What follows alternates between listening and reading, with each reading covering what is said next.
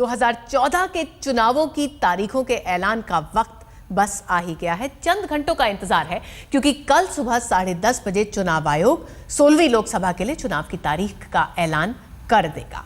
और इस वक्त देश में वैसे ही इतना जबरदस्त राजनीतिक माहौल बना हुआ है और इस चुनाव की घोषणा के साथ ही ये सरगर्मियां कितनी बढ़ जाएंगी इसका अंदाजा आप लगा सकते हैं। दरअसल ये जो चुनाव है इनको एक पाथ ब्रेकिंग चुनावों के तौर पर देखा जा रहा है। कहा यह भी जा रहा है कि इस वक्त देश का मतदाता जितना ज्यादा सजग है और जितना ज्यादा सचेत है और बदलाव के लिए जिस तरह से वो वोट करना चाहता है उसकी वो बेचैनी साफ तौर पर नजर आ रही है। और इसीलिए ये कयास लगाए जा रहे हैं कि शायद इस बार हिंदुस्तान में वोट डालने के नए रिकॉर्ड बन जाएंगे। हमारे साथ हमारे तमाम संवाददाता इस वक्त देश के अलग अलग हिस्सों से जुड़े हुए हैं इन्हीं चुनावों पर चर्चा के लिए।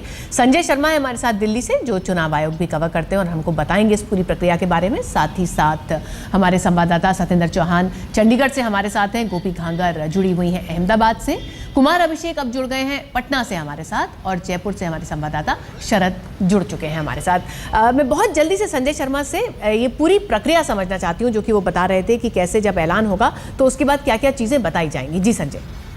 उसमें सबसे पहले चुनाव आयोग ये बताता है कि कितने मतदाता हैं जो अपने मताधिकार का इस्तेमाल करेंगे, कितने बूथ बनाए गए हैं, कितने माइक्रो लेवल ऑब्जर्वर हैं, कितने बाकी दूसरे तरह के ऑब्जर्वर कितने हैं, ज़िलों में क्या इंतज़ाम किए गए हैं, पैसे का इस्तेमाल रोकने के लिए क्या इंतज़ाम है, मीडिया के लिए कौन कौन सी गाइडलाइन जो नई इधर में बदलाव किए गए हैं उन तमाम चीज़ों के बारे में बताएंगे, और बाकी चीज़ों को रोकने के लिए किस तरह से इस बार नए इंतजामात क्या क्या होंगे उन तमाम चीज़ों के बारे में बताएंगे। ये भी बताया जाएगा कि नए मतदाता जब आएंगे तो बूथों पर नए इंतजाम क्या किए गए हैं, पीने का पानी होगा, लाइट होगी, विकलांगों के लिए क्या क्या इंतजाम होंगे, ब्रेल लिपि में क्या इंतजाम होगा, जो दृष्टिहीन लोग हैं उनके लिए संजय जल्दी से ये बताइए, देखिए इस बार रिकॉर्ड संख्या होने वाली है मतदाताओं की, तो उसके लिए क्या सभी तैयारियां मुकम्मल हैं? क्या इतनी बड़ी जो डेमोक्रेटिक एक्सरसाइज है उसको पूरा करने के लिए सारे इंतजाम हैं? चुनाव आयोग ये बताएगा कि मुकम्मल जो मतदाता सूची है उसको किस तरह से दुरुस्त किया गया, और मुझे ये लगता है इस बार ये भी बताया जाएगा कि कितने नए मतदाता जुड़े हैं, और इसके साथ ही जो इंतजामात हैं उसके बारे में ये हर बार चुनाव आयोग बताता है, लेकिन कमी कहीं ना कहीं रह जाती है। और हमेशा कई बार लोगों के डबल नाम होते हैं, कई बार लोगों के नाम नहीं होते हैं, उनके पास वोटर ID कार्ड होते हैं, फिर भी चुनाव आयोग ने अपनी तरफ से पूरी कोशिश की है कि राहे चुनाव में कोई कांटा या कोई रोड़ा ना रह पाए। तो एक तरफ ये जो पूरा का पूरा प्रशासनिक प्रक्रिया है, पूरा पहिया है, ये बड़ी तेजी से घूमेगा। साथ ही साथ अगर हम बात करें राजनीति की तो यहाँ भी सांप सीढ़ी का खेल बड़ी तेजी से जोर पकड़ता जा रहा है, क्योंकि इक्वेशंस कुछ ऐसी हैं जो रोज बनती हैं, रोज बिगड़ती हैं, रोज साथी मिलते हैं, रोज पुराने साथी छूटते भी हैं। हम सीधे चलते हैं पटना, जहां हमारे संवाददाता कुमार अभिषेक हमारे साथ जुड़े हुए हैं। अभिषेक, ये जो मिलने बिछड़ने का सिलसिला है, ये जो जितनी तेजी से बिहार में पिछले 2-3 दिन में बदला है, अभी फिलहाल कहीं इतनी ज्यादा सुगबुगाहट कहीं देखी नहीं गई है। बिल्कुल रितुल, आप एक तरीके से देखें तो सबको इंतज़ार कल का है जब चुनाव आयोग का नोटिफिकेशन आएगा और चुनाव की तारीखों का ऐलान होगा। मगर उसके पहले की जल्दीबाजी हम देख सकते हैं, क्योंकि आप देखें तो आज नीतीश कुमार ने एक तरीके से साफ कर दिया कि कांग्रेस के साथ उनका कोई गठबंधन नहीं होगा। उन्होंने बिल्कुल आखिरी तौर पर ऐलान कर दिया। दूसरी तरफ लालू यादव और कांग्रेस का अलायंस अभी तक फाइनल नहीं हुआ है। 12, 13 और 14 सीट तक ये बातें अटकी पड़ी हैं, लेकिन क्या राहुल गांधी इसके लिए तैयार होंगे कि अलायंस हो, ये एक बड़ा सवाल है। लेकिन उम्मीद अभी तक ये की जा रही है लालू यादव के कैंप में कि आज से कल तक में ये फैसला हो जाएगा कि RJD और कांग्रेस साथ जाते हैं तो कितने सीटों पर जाते हैं। लेकिन इस तारीख की जल्दीबाजी का ही असर है रितुल, कि अगर आप पिछले एक हफ्ते का डेवलपमेंट देखें तो साफ तौर पे दिखा कि रामविलास पासवान ने किस तरीके से पलटी मारी, और जिस सेकुलर खेमे में थे, जिस लालू यादव और कांग्रेस के साथ जाने की बात कर रहे थे, उन्होंने सीधा बीजेपी का गठबंधन का रुख किया, और कल बाकायदा नरेंद्र मोदी के साथ पहली बार मंच पर भी दिखे। उसी तरीके से जो NDA का खेमा है, एक तरीके से उसने अपनी किलाबंदी कर ली है। नीतीश कुमार ने साफ कर दिया है कि वो किसी के साथ नहीं जाएंगे, सिर्फ लेफ्ट पार्टी के साथ जाएंगे, जबकि लालू यादव आप ये जो राजनीतिक कला जो आप कह रहे हैं कि पलटी मार ली और जो कलाबाजी की बात हो रही है, ये दरअसल क्योंकि कांग्रेस को अभी तक जो चुनावी पंडित बताते हैं, कहते हैं कि स्थिति बहुत ठीक नहीं है, नैया डोलती देखकर बहुत सारे पुराने साथी छोड़कर भाग भी रहे हैं। अगर हम रुख चंडीगढ़ का करें, जहां सतेंद्र चौहान हमारे साथ जुड़े हुए हैं, तो सतेंद्र, आप सिर्फ पंजाब ही नहीं, अगर आप हरियाणा को ले लें या फिर हिमाचल को ले लें, तो ये 3 राज्य ऐसे हैं जहां शायद कांग्रेस के लिए सबसे ज्यादा चिंता की बात है, क्योंकि हरियाणा में तो सीधे सीधे आम आदमी पार्टी से भी टक्कर मिल रही है, बीजेपी तो है ही है। देखिए रितुल, बिल्कुल ठीक आपने कहा। हरियाणा, पंजाब, हिमाचल, चंडीगढ़ की बात करें तो 28 सीटें होती है और 28 सीटों में से 19 सीटें फिलहाल कांग्रेस के पास है। तो कांग्रेस के लिए सबसे बड़ी चुनौती यही होगी कि इन 19 की 19 सीटों को बचाए रखे। दूसरा, खासकर हरियाणा, जहां पर आम आदमी ने खुलकर ऐलान किया हुआ है, आम आदमी पार्टी ने, कि हम वहां से चुनाव लड़ेंगे। योगेंद्र यादव गुड़गांव सीट से चुनाव लड़ रहे हैं, वहीं पर कांग्रेस के बागी राव इंद्रजीत है। अमूमन पूरे हरियाणा में 10 में से 9 सीटें फिलहाल कांग्रेस के पास है। तो चुनौती यह है कि किसी तरीके से इन 9 सीटों को बरकरार रखा जाए, क्योंकि कांग्रेस का हरियाणा में कांग्रेस को एक एडवांटेज ये मिलता है, ओम प्रकाश चौटाला, अजय चौटाला जेल में है, मुख्य विपक्षी दल। बीजेपी की हालत बहुत ज्यादा अच्छी नहीं है, लेकिन जो फिलहाल माहौल बन रहा है, तो यहां पर कहीं ना कहीं विकल्प के रूप में आम आदमी पार्टी खड़ी हो सकती है, कांग्रेस को नुकसान पहुंचा सकती है। यही अमूमन अगर पंजाब की बात करें तो पंजाब में भी, पंजाब और चंडीगढ़ में जो है 14 में से 9 सीटें कांग्रेस के पास है। तो यहां भी कांग्रेस के लिए चुनौती यही है कि किसी तरीके से इन्हीं सीटों को अगर बचा के रख ले तो बहुत बड़ी बात होगी। अगर ये सीटें भी बरकरार रह गई कांग्रेस के पास, तो कांग्रेस यहां से काफी मजबूत स्थिति में रह सकती है। लेकिन जिस तरीके का माहौल बना हुआ है, जिस तरह के हालात बना हुए हैं, तो कहीं ना कहीं ये कांग्रेस के लिए मुश्किल भरा जो है टारगेट हो सकता है। जी हाँ, एक अस्तित्व की लड़ाई है जो कई जगहों पर इस वक्त कांग्रेस झेल रही है। अगर रुख जयपुर का करें तो शरद, विधानसभा चुनावों में मिली जीत बड़ी ताजा है बीजेपी के लिए, और उसकी कोशिश ये होगी कि इस लोकसभा चुनावों में इसको जितना हो सके इसका फायदा उठा ले, उसको कंसोलिडेट कर ले।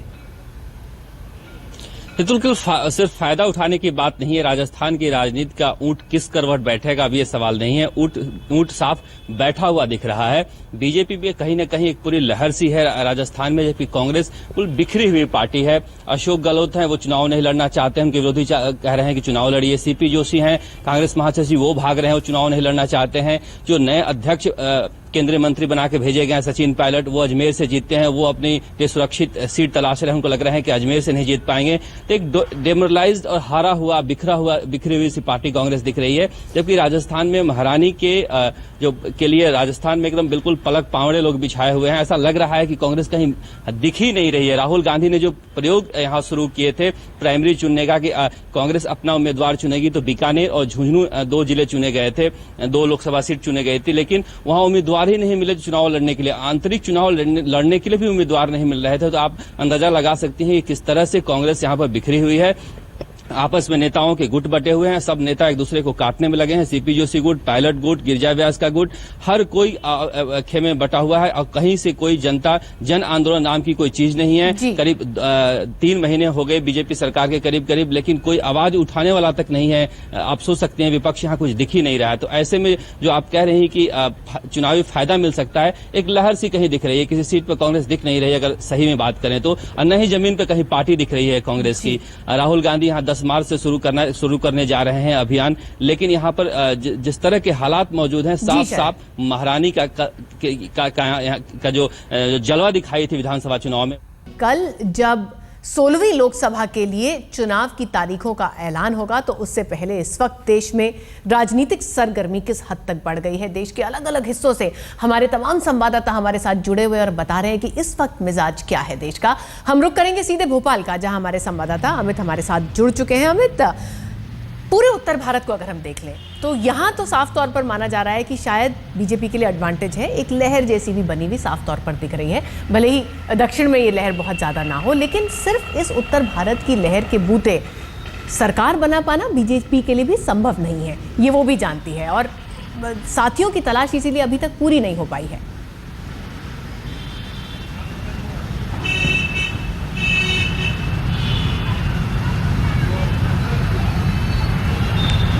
अमित, क्या आप मुझे सुन पा रहे हैं? हेलो अमित, क्या आपको मेरी आवाज मिल रही है?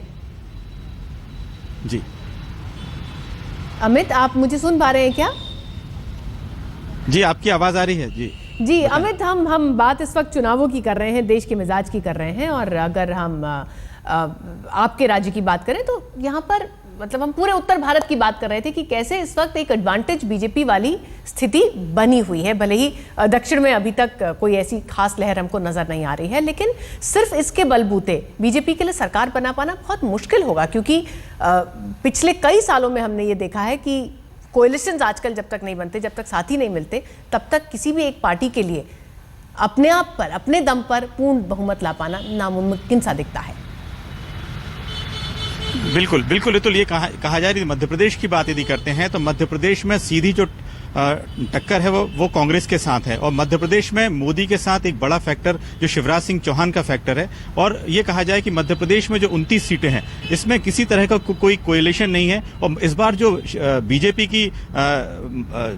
बीजेपी चाहती है कि हम 29 सीट्स पूरी की पूरी यहां पर आए, क्योंकि 3 महीने पहले जो चुनाव हुए थे उसमें 166 सीट बीजेपी को मिली थी, और इसके बाद चूंकि सत्ता में रहने के बाद 166 सीट मिलना ये बहुत बड़ी बात बीजेपी इस बात को मान रही थी। तो ये कहा जाए कि जो लोकसभा चुनाव होने हैं वो पूरा का पूरा मोदी और शिवराज फैक्टर इसमें जो काम करेगा, उसमें एक जो मिशन 29 जी, मोदी का फैक्टर उत्तर भारत में यहाँ काम करता हुआ दिखता है। लेकिन अगर हम गोपी के पास जाएं, हमारी संवाददाता जो अहमदाबाद से हमारे साथ जुड़ी हुई हैं, गोपी, गुजरात के लोगों ने तो शायद विधानसभा चुनाव के बाद ही ये मान लिया था कि उनका मुख्यमंत्री बहुत ज्यादा दिन तक उनके साथ रहने वाला नहीं है, वो सीधे दिल्ली का रुख करेगा।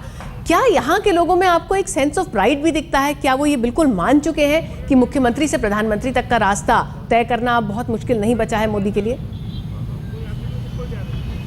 जी बिल्कुल रितुल, मैं आपको बता दूं कि जिस तरीके से ये हवा चली है, जिस तरीके से ये पूरी लहर चल रही है, वैसे में मोदी के लिए प्रधानमंत्री की कुर्सी तक पहुंचना इतना आसान भी नहीं होगा। गुजरात के 2002 के जो दंगे हैं, इसके अलावा इशरत एनकाउंटर की बात अगर हम करते हैं तो कई सारे एनकाउंटर बीच में रोड़ा बनकर आएंगे। उसके बाद स्नूपगेट का जो मामला था वो पूरा मामला जिस तरीके से चला है मोदी के खिलाफ, तो मोदी के लिए हाँ इतना ज़रूर है कि हवा चली है, लेकिन जो बहुत सारी ऐसी चीज़ें हैं जो उनके लिए दिल्ली के तक पहुंचने में रोड़ा बन सकती है। रितुल।